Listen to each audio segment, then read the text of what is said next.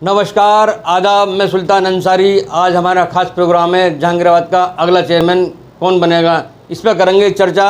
आज हमारे साथ हैं जहांगीराबाद के जो कई चुनाव लड़ चुके हैं चेयरमैनी के, उनसे चर्चा करेंगे किन मुद्दों पर अगला चुनाव लड़ने जा रहे हैं। अमरीश वर्मा जी, आपका चैनल में स्वागत है।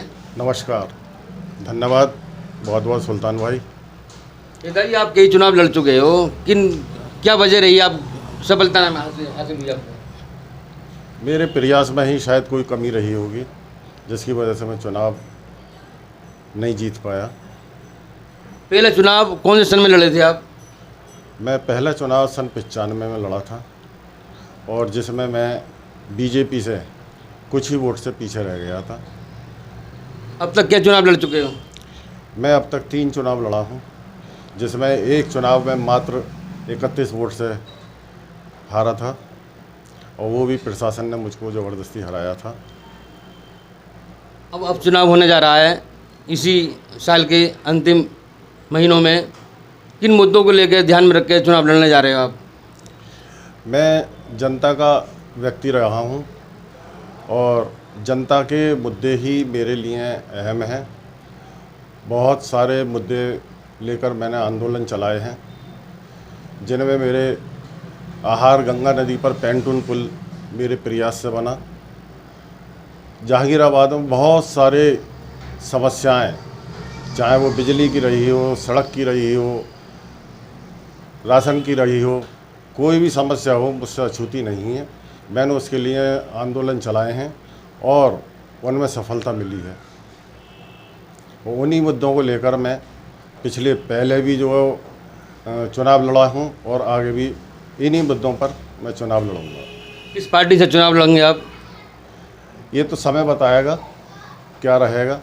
अभी तक मैं निर्दलीय लड़ा हूं, लेकिन मैं कांग्रेस पार्टी से का कार्यकर्ता हूं, और कांग्रेस में ही रहूँगा। कांग्रेस में आप राजनीति कर रहे हैं, लेकिन चुनाव आप निर्दलीय क्यों लड़ते हैं? ये चुनाव पार्टी का नहीं है, शहर लेवल का चुनाव है। इसमें व्यक्तिगत संबंध होते हैं। पार्टियां अभी तक केवल जो है बहुत कम पार्टियां चुनाव लड़ती हैं, इसलिए मैं तो निर्दलीय ही लड़ा हूं अभी तक।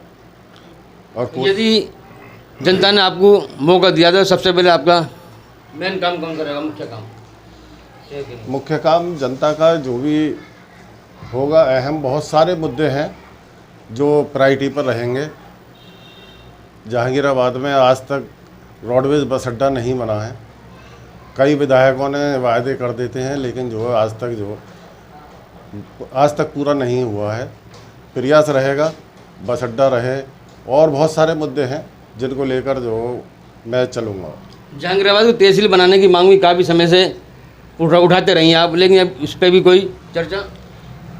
जहांगीराबाद की तहसील बनाने के लिए बहुत बार मैंने आंदोलन करा है, यहाँ तक आमरण अनशन तक किया है।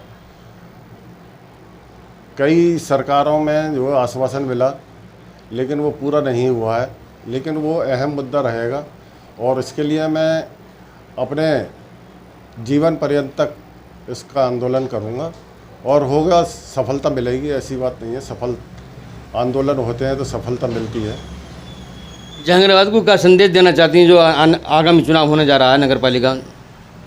जहांगीराबाद में जनता को देखना चाहिए, आदमी की छवि देखनी चाहिए, और मेरा आग्रह है भाई एक बार मुझे ही मौका मिलना चाहिए। 3 चुनाव में लड़ चुका हूँ।